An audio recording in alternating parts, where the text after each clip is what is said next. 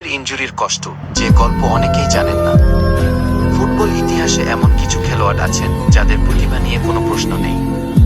তাদের একজন নেইমার। বল পায়ে তার জাদুকরী ড্রিবল, গতি আর গোল করার ক্ষমতা তাকে বিশ্বের অন্যতম সেরা ফুটবলার বানিয়েছে। কিন্তু তার ক্যারিয়ারের আরেকটি দিকও আছে, বারবার ইনজুরির সঙ্গে লড়াই। ছোটবেলা থেকেই নেইমার অসাধারণ প্রতিভার পরিচয় দিয়েছিলেন। ব্রাজিলে তার উত্থান ছিল খুব দ্রুত। পরে ইউরোপে গিয়ে তিনি আরও বড় তারকা হয়ে ওঠেন। কিন্তু ক্যারিয়ার যত এগিয়েছে, ইনজুরিও যেন ততই তার পিছু নিয়েছে। একজন ফুটবলারের জন্য ইনজুরি শুধু শরীরের ব্যথা নয়, এর সঙ্গে জড়িয়ে থাকে মানসিক চাপ, হতাশা এবং মাঠের বাইরে বসে থাকার কষ্ট। নেইমারকে বহুবার গুরুত্বপূর্ণ ম্যাচ মিস করতে হয়েছে।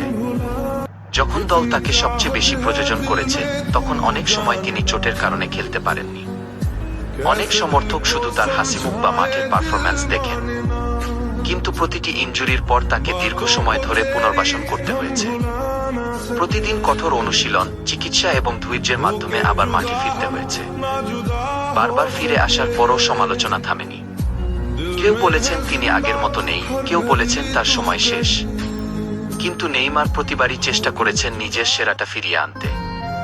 বিশ্বকাপ ছিল তার সবচেয়ে বড় স্বপ্নগুলোর একটি। দেশের হয়ে শিরোপা জেতার ইচ্ছা নিয়ে তিনি প্রতিটি টুর্নামেন্টে নেমেছেন। কিন্তু দুর্ভাগ্যজনকভাবে ইনজুরি অনেক সময়